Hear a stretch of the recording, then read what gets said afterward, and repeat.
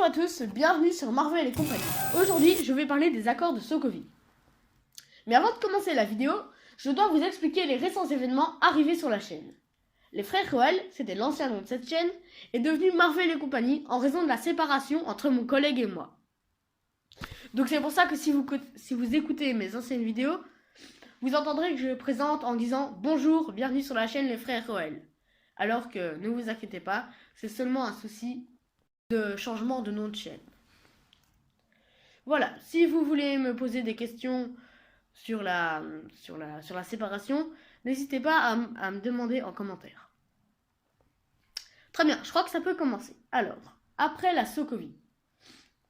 La tension monte dans le monde suite aux événements survenus en Sokovie, où une ville entière a été détruite durant la bataille entre les Avengers et l'androïde Ultron. La politique entre dans le débat et les leaders mondiaux s'intéressent de près aux Avengers. Par leurs faux pas, les héros ont laissé des armes tomber entre les mains de criminels et les dommages collatéraux engendrent des ennemis prêts à tout pour se venger. Les victimes civiles pèsent sur la conscience de Tony Stark. A l'inverse, Steve Rogers considère que les Avengers ont fait tout leur possible. Une nouvelle tragédie à Lagos, au Nigeria, déclenche un schisme dévastateur au sein de l'équipe. Crossbones.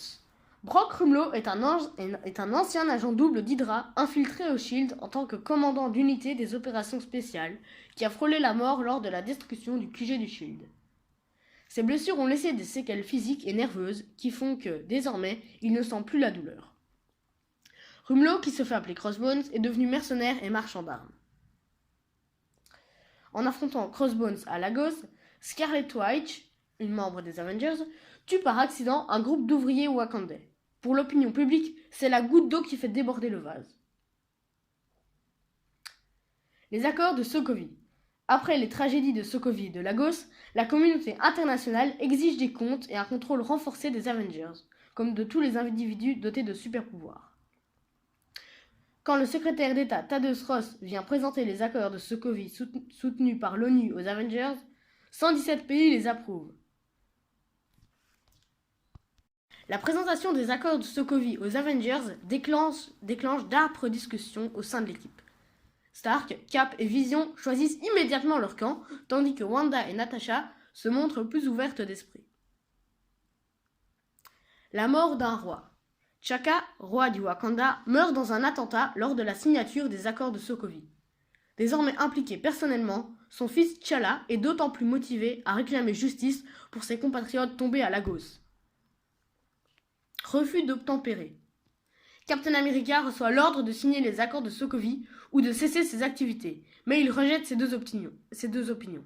Quand son ami Bucky Barnes, alias le soldat de l'hiver, est accusé de l'attentat de Vienne, le contact de Cap au sein de la CIA, Sharon Carter, lui dit où le trouver.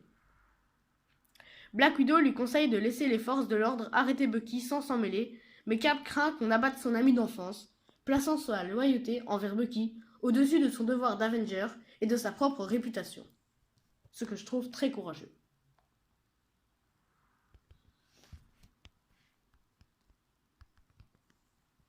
Civil War. Alors cette partie, je ne vais pas en parler beaucoup, puisque je prévois la semaine prochaine ou dans 2 semaines une grosse vidéo où je vais parler de 2 super-héros qui auront un lien avec la Civil War.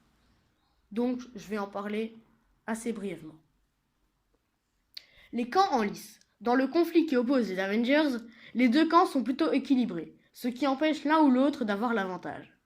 Chacun a aussi son arme secrète, Giant Man pour l'équipe de Captain et Spider-Man pour Stark. Alors maintenant, dans l'équipe de Captain America, nous avons Hawkeye, Scarlet Witch, Ant-Man, Falcon, le soldat de l'hiver et évidemment Captain America. Dans l'équipe d'Iron Man, on a Iron Man logiquement, Black Panther, Vision, Black Widow, Spider-Man et War Machine. L'équipe de Captain America débarque à l'aéroport de Leipzig Hall à la recherche d'un Quinjet qui emmènera Cap et Barnes jusqu'à une ancienne base d'Hydra en Sibérie. Là-bas, ils devront empêcher Zemo de sortir d'autres soldats de l'hiver du coma et espèrent lever définitivement les soupçons qui pèsent sur Bucky. L'équipe de Stark doit les arrêter, bien conscient qu'un échec renforcera le contrôle que veulent leur imposer les autorités. Le combat qui s'ensuit génère des millions de dollars de dégâts. La base secrète d'Hydra en Sibérie, servant à l'entraînement des soldats de l'hiver, était commandée par le colonel Vassili Karpov, un officier russe. Voilà, cette vidéo est finie. J'espère qu'elle vous a plu. Mettez des pouces bleus, abonnez-vous. On se retrouve pour une nouvelle vidéo qui s'appellera Les Héritiers. Allez, salut!